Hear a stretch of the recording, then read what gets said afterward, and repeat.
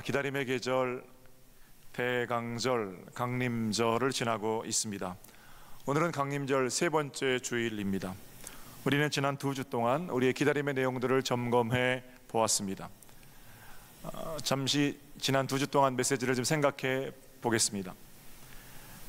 대강절 첫 주에 우리는 나는 과연 무엇을 기다리는가, 누구를 기다리는가 우리 자신에게 물었습니다. 여러분과 저는 하나님을 기다립니다. 우리의 소망은 하나님 소망입니다. 40세 이집트 왕자로 살던 모세가 40세 그 왕자의 영광을 회복하리라, 그것 아니고 80세에 안빈낙도하는 모세의 홀가분함도 우리의 궁극적인 소망이 될 수는 없습니다. 영광과 쓸쓸함, 그 어느 것도 우리의 영원한 소망이 아니고 그 모든 것들을 주관하시는 살아계신 하나님, 여러분과 저는 그분을 기다립니다. 그래서 소망이 끊어진 것처럼 보이는 자리에서 여전히 하나님은 우리의 소망이 되십니다. 우리가 꿈꾸는 하나님 나라는 하나님으로부터 파생되는 여러 가지 파편들이 아니라 하나님 자체를, 하나님을 기다리는 우리들을 통해서 이루시는 하나님의 일입니다. 첫 시간 살펴본 내용이고요. 그리고 지난주에는 기다림의 두 번째 메뉴를 점검했습니다. 기다림의 두 번째 메뉴는 주님보다 앞서지 않는 것입니다. 사사 입다 사도 베드로, 그 두 사람은 전부 앞서기의 달인들입니다. 그러나 한 사람은 큰 승리에도 불구하고 동족 4만 2천 명을 죽이는 이스라엘 흑역사의 주인공, 실패한 사사로 기록되어 있는 반면 다른 한 사람은 위대한 사도로 지금까지 존경을 받고 있습니다. 사도 베드로는 예수 그리스도를 만난 뒤에 늘 앞서던 자신을 예수님 뒤에, 예수님 아래에 위치시킬 줄 알았기 때문입니다. 실수가 많습니다. 그리고 여전히 모든 면에서 주님보다 앞서는 그런 일도 많습니다. 그럼에도 불구하고 사도 베드로는 주도권을 예수님께 내어드립니다. 우리 또한 우리 삶의 주도권을 주님께 내어드리면 여전히 실수 많고 허물 많은 인생이지만 사도 베드로로 살아갈 수 있습니다. 그러나 여전히 우리가 먼저 제시하는 조건 안에 주님을 가두고 주님을 우리 뒤에 이리저리 데리고 다니려고 할 때는 천국은 요원한 것이 됩니다. 지난주에 살펴본 내용입니다. 자, 오늘은 기다림 세 번째 시간인데요, 제목은 하나님께 맡기기입니다. 한번 따라해 보세요. 하나님께 맡기기. 하나님께 맡긴다라는 표현과 관련해서 우리가 잘 알고 있는 성경 구절에 한 구절이 있습니다. 잠언 16장 3절입니다. 우리 다 같이 한 목소리로 3절 말씀을 한번 봉독해 볼게요. 시작. 너의 행사를 여호와께 맡기라, 그리하면 너의 경영하는 것이 이루어지리라. 아멘. 20년 정도 목회했는데 저도 사업장 개업 예배할 때는 늘 이 본문을 가지고 설교해 왔습니다. 집사님, 권사님, 하나님께 맡기세요. 그러면 하나님께서 더 복된 일로 채우실 겁니다. 설교했고 있는 힘을 다해서, 있는 마음을 다해서 기도하고 축복하고 그리고 돌아옵니다. 감사한 것은 신방 끝나고 나서 목사님 신방 다녀가시고 신방대원들 다녀가시고 이렇게 좋아졌어요. 목사님 다녀가시고 손님이 얼마나 많이 왔는지 몰라요. 참 감사한 일입니다. 그런데 꼭 그런 상황만 있는가? 그거 아닙니다. 제가 20년 동안 개업 예배를 인도하고 잘된 사업장도 있지만 문 닫은 가게도 부지기 있습니다. 목사님, 어째 목사님이 예배하고 가셨는데 손님이 더 안 옵니다. 이제 유지하기도 힘듭니다. 이런 소리를 들으면 제 마음이 참 안타깝습니다. 담임 목사로서 저도 성도들의 사업장과 가정 또는 개업하는 자리들이 잘 되기를 진심으로 바라고 그 굴뚝 같은 마음으로 잘 되기를 바라는 마음으로 기도합니다. 그러나 마음대로 안 된다 말입니다. 이유가 무엇이겠습니까? 왜 그렇게 전심을 다해 기도했는데 기도하는 자리, 예배한 자리가 흥하지 않고 어려워지겠습니까? 제게 능력이 없어서 그런 겁니까? 물론 목사인 제게는 개업하는 가게들마다 예배만 하면 잘 되게 하는 그런 초능력은 없습니다.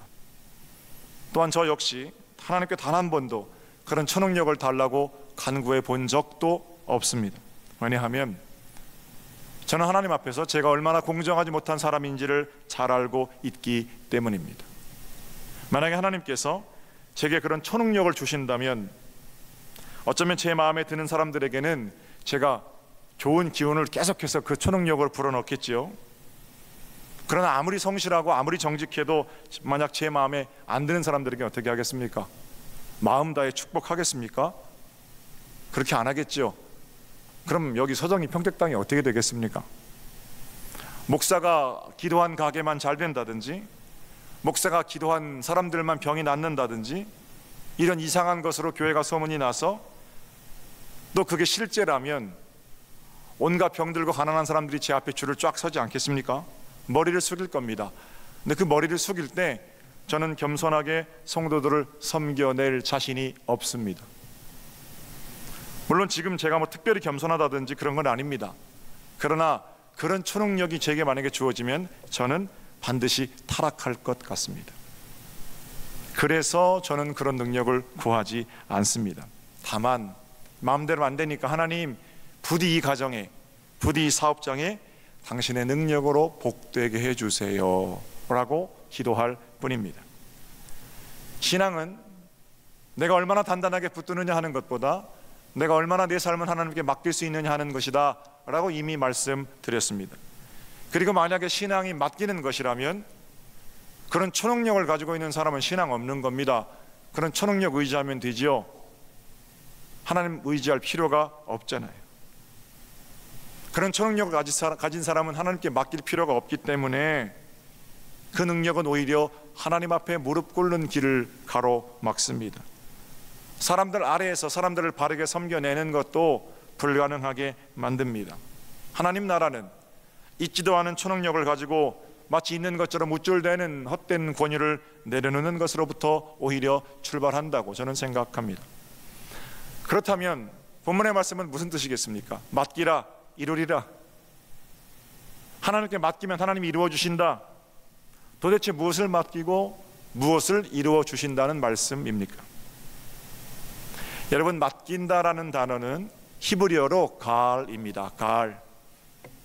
가알 이런 건 원어적인 의미는 이쪽에서 저쪽으로 굴려 보낸다 이런 뜻입니다. 이제 이쪽에서 저쪽으로 굴려 보냈기 때문에, 가알했기 때문에 주인이 바뀌었다는 겁니다. 주님께 드렸다는 거예요.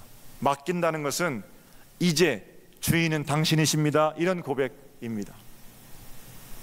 우리가 통상 생각하는 맡긴다라는 것과는 좀 다릅니다. 생각해 보세요. 은행에 돈을 맡긴다, 호텔에 짐을 맡긴다. 그럼 그 돈하고 짐은 누구 겁니까? 은행 겁니까? 호텔 겁니까? 맡기는 사람이 내 거지요. 맡긴다라는 말은 이런 뜻이 있어요. 맡기면 돌려받는다라는 것을 내포하고 있는 겁니다. 주차타워를 만들어 놓고 주차장으로 운영할 임대업자를 지금 찾고 있습니다. 주차장 운영을 맡기려고 하는 겁니다. 주차장 운영을 맡긴다. 그럼 맡은 업체가 주인이 아니고 기독교 대한감리회 서정교회가 여전히 주인이지요. 본문에 대한 오해는 맡긴다라는 말에서 발생한다고 저는 생각합니다. 너의 행사를, 너의 기업을, 너의 삶을 하나님께 맡겨라. 이거는 내가 본래 주인인데 잠깐 하나님 맡아주세요. 내가 되찾을 거예요. 이렇게 생각한다는 거예요. 은행에 돈을 맡기는 것처럼, 호텔에 짐을 맡기는 것처럼. 그러나 너의 행사를 여호와께 가알, 맡기라, 굴려보내라. 이 얘기는 이제부터 너의 모든 삶의 주인은 나다 라고 선포하시는 하나님께로 온전히 드리는 그런 행위를 말합니다. 주님, 본래 이게 내 건데 이 시간 주님께 맡겨드리는 예배를 올려드립니다. 주님, 내 것을 위탁 경영해 주세요. 전문 경영인 초빙 예배가 아니라는 거예요. 개업 예배는 주인 교체 예배입니다.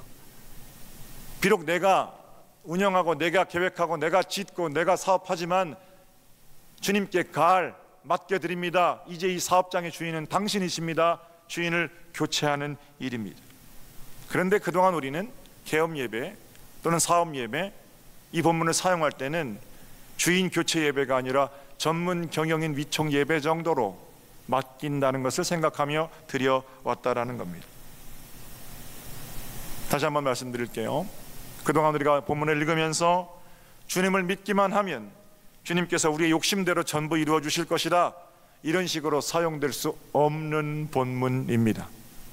네 마음의 소원대로 전부 다 이루어진다, 예수의 이름만 부르면 네 욕심의 꼴이 어떻든지 간에 그 꼴대로 내가 맞추어 줄게, 맡겨, 절대 그 뜻 아니라는 거예요.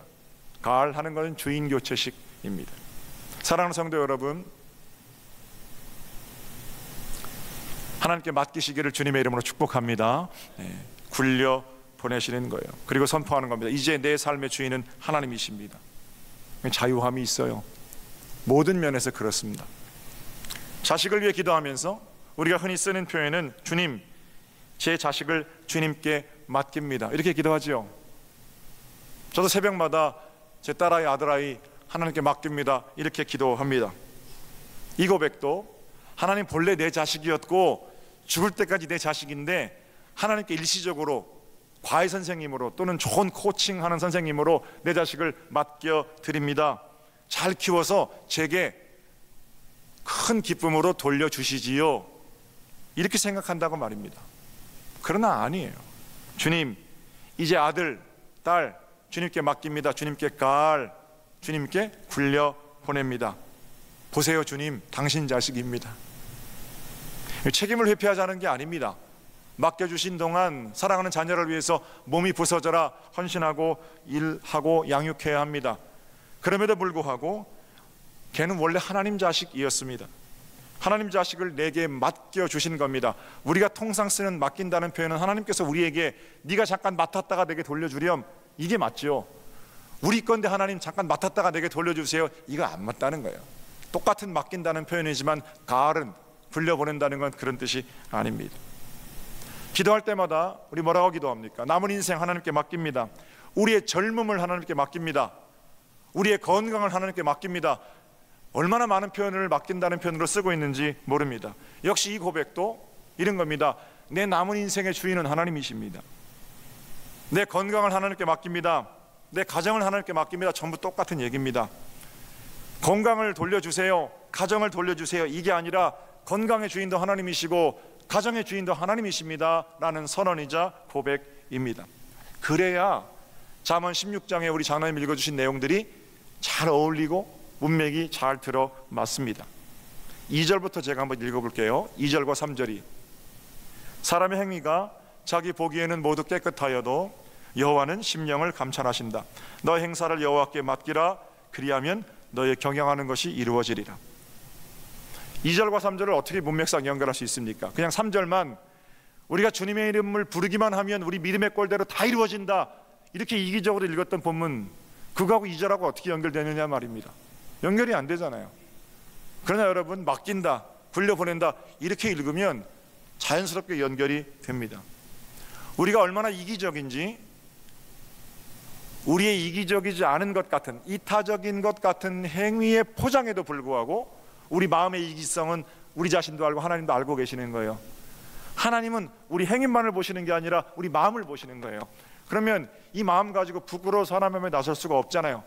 심령을 감찰하시는 하나님, 내 마음의 더러운 것까지 다 아시는 하나님, 그 하나님께 어떻게 한다고요? 가을 굴려보낸다는 거예요. 이 더러움까지도 다 굴려보낸다는 거예요. 이 부끄러움과 수치까지도 다 굴려보낸다는 거예요. 그렇게 하나님 내 마음을 좀 다스려 주세요. 그렇게 하나님 내 불안과 슬픔을 좀 다스려 주세요. 하나님께 이렇게 내가 맡길 때 어떻게 하신다고요? 하나님께서 그렇게 굴려보낸 마음을 친히 다스려 주신다라는 겁니다. 아무리 깨끗해 보여도 마음까지 순백색이 깨끗한 사람은 없습니다. 그래서 날마다 고침받아야 하는 이 마음 가지고 하나님 앞에 나와서 하나님 앞에 올려 보내는 겁니다. 그러면 하나님께서 우리의 마음도 다스려 주시고 마침내 우리의 마음을 통해서 우리의 삶 전체를 인도해 가신다는 겁니다. 늘 말씀드리지만 마음은 내가 다스리는 게 아닙니다. 다스리는 문제가 아니라 다스림 받아야 하는 문제입니다. 사랑하는 성도 여러분, 기다림의 계절을 지나고 있습니다. 여러분 마음 중심으로부터 하나님께로 하나님께로 굴려보내는 복이 있으시기를 우리 주님의 이름으로 축복합니다. 마음에 어떤 모양들이 있으세요? 깨진 꿈, 상한 마음, 지친 몸, 이루고 싶은 소망, 각종 문제와 질병, 서운함, 조급함, 열등감, 우월감, 수많은 것들이 우리 마음에 들어와 있는데 나를 슬프게 하는 것들, 나를 기쁘게 하는 것들 얼마나 많아요. 그 마음 하나님 보시니까 어떻게 하라고요? 굴려 보내는 거예요. 하나님께로 온전히 맡겨 드립니다. 주님께서 친히 이 마음을 다스려 주세요. 그때 비로소 하나님 나라가 우리 마음으로부터 이루어질 수 있습니다. 그렇게 맡겨드리고 기도하는 동안 우리 하나님 최고의 것으로 우리 가운데 이루실 거고 하늘나라를 맛보며 사는 기쁨을 허락하실 겁니다. 이런 맥락으로 쭉 나머지 부분을 읽으면 잠언 16장이 얼마나 은혜가 되는지 몰라요. 가을하는 마음으로 4절 읽을까요? 4절. 여호와께서 온갖 것을 그 쓰임에 적당하게 지으셨나니 악인도 악한 날에 적당하게 하셨느니라. 가을하고 사는 사람들, 주인 교체한 사람들, 그런 사람들은 악인 때문에 불평하거나 분노를 느끼지 않습니다. 느끼지 않는 건 아니겠죠. 거기 사로잡히지 않는다는 겁니다. 당장은 화가 머리끝까지 나지만 굴려 보냈잖아요. 주인이 하나님이시잖아요. 그러니까 어떻게 되는 거냐면 하나님께서 그 악인을 악한 날에 적당하게 쓰시려고 그렇게 하셨구나, 이렇게 이해가 된다라는 겁니다. 굴려 보냈기 때문에 기준이 나의 원통함이 아니라 하나님의 일하심이 되는 겁니다. 당장에 그 뿌리를 뽑아버리는 것이 의로운 것 같지만 그건 마지막에 하나님께서, 주인이신 그분께서 하시는 일이십니다. 그렇게 읽을 수 있겠죠. 5절은요, 계속해서 5절이에요. 무릇 마음이 교만한 자를 여호와께서 미워하시나니 피차 손을 잡을지라도 벌을 면하지 못하리라. 우리 하나님께서 미워하시는 것이 있습니다. 마음의 교만이에요. 잠언에는 자주 이런 말씀하세요. 잠언 6장에 하나님께서 미워하시는 것 67가지가 열거되어 있습니다. 첫 번째가 교만입니다. 제가 적어오지 않았는데 읽어드릴게요. 6장 16절부터. 여호와께서 미워하시는 것 곧 그 마음에 싫어하시는 것이 67가지이니 곧 교만한 눈과 거짓된 혀와 무죄한 자의 피를 흘리는 손과 악한 계교를, 이렇게 쭉 기록되어 있습니다. 첫 번째로 언급되는 것이 교만입니다. 하나님께서는 교만한 자를 역겨워 하십니다. 그렇다면 문맥상 교만한 건 뭐겠어요? 하나님께 가을하지 않은 겁니다. 사람이 좀 잘난 척을 하고 정죄하는 데 빠르고 우리가 일반적으로 알고 있는 귀가 막혔고 그런 교만과는 다르게 이 문맥 잠언 16장에서 교만이라는 것은 너의 행사를 여호와께 가을하라 라는 말씀에 순종하지 않은 자들이에요. 하나님께 굴려보내지 않고 자기가 마치 모든 행위, 모든 삶의 책임자인 것처럼 행동하는, 본래 내 것인 것처럼 거드름을 피우는 겁니다. 하나님 좋아하지 않으십니다. 그리고 교만한 자들이 아무리 손을 잡아도 벌을 면하게 되는 것은 아닙니다. 6절과 7절은 우리가 그렇게 하나님을 기다리면서 하나님께 내어 맡겨드리고 굴려 보내고 나서 해야 할 일들이 기록되어 있습니다. 6절과 7절 제가 읽을게요. 인자와 진리로 인하여 죄악이 속하게 되고 여호와를 경외함으로 말미암아 악에서 떠나게 되느니라. 사람의 행위가 여호와를 기쁘시게 하면 그 사람의 원수라도 그와 더불어 화목하게 하시느니라. 우리가 해야 할 일은 하나님께 우리의 삶을 굴려보내고 나서 여호와 하나님을 온전히 경외하는 것입니다. 날마다 하나님을 생각하고 그분 앞에서 살아가는 것, 그것이 경외입니다.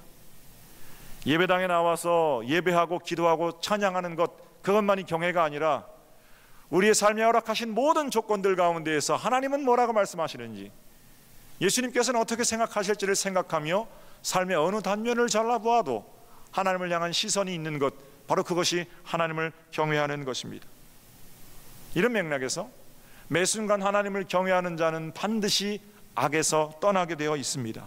그리고 악에서 떠나는 하나님을 경외하는 그 모습을 우리 하나님은 기뻐하십니다. 그 기쁨을 인하여 우리를 평강의 자리로 인도하시는 겁니다. 사랑하는 성도 여러분, 하나님께 가을할 수 있으시기를 바랍니다. 교만을 물리치고 마치 내 것인 양 거드름을 피우는 하나님이 싫어하시는 그런 일들을 내려놓고 이제 여러분의 눈물도 또는 여러분의 형통도 하나님께 전부 불려 보내십시오. 하나님이 주인이시라고 선포하십시오. 그리고 나서 누리는 자유함이 우리로 하여금 원수들과 화목을 이루며 사는 평강의 때를 살게 하십니다. 수요일마다 창세기를 봤고요, 37시간 동안 창세기 봤고, 지난주 수요일에 마지막 창세기 덮었습니다. 창세기 마지막 인물은 요셉입니다. 오늘 봉설교를 준비하면서 저는 자꾸 요셉 생각이 났습니다. 왜냐하면 요셉은 가할할 줄 아는 자였습니다. 하나님께 맡겨 보냈기에 원통함에 사로잡히지 않고 억울함에 사로잡히지 않고 풍성함에도 사로잡히지 않았습니다. 오직 하나님께만 시선을 고정하여 하나님 주시는 것들을 가지고 원수와 비로소 화목하게 된 자, 그가 요셉입니다. 아버지 야곱의 잘못된 자식사랑은 요셉으로 하여금 다른 형제들에게 시기와 질투를 사게 만듭니다. 색동옷 입고 다니던 요셉이 미디안 상인들에 의해서 노예로 팔려가게 됩니다. 형제들이 원수가 되는 순간이죠. 평생 동안 형제들에게 받은 서름, 복수하면서 복수혈전을 꿈꿔도 될 인생입니다. 그러나 그는 그 억울함을 하나님께로 가을 굴려 보냈습니다. 노예시장에서 보디발 장군 아내의 종으로 팔려가게 됩니다. 찬물에 손 한 번 안 담갔던 엄친아가 짐승에 가까운 대접을 받고 노예로 팔려갔습니다. 게다가 거기서 또 모함을 당하게 됩니다. 성폭행범이라는 누명을 뒤집어 쓰는 겁니다. 요셉이 하려고 한 게 아니고 오히려 그 여인이 요셉을 범하려 하였습니다. 그러나 힘없는 요셉이 누명을 쓰고 감옥에 갇히게 됩니다. 팔려가는 노예에서 죄수의 신분으로 살아가게 된 겁니다.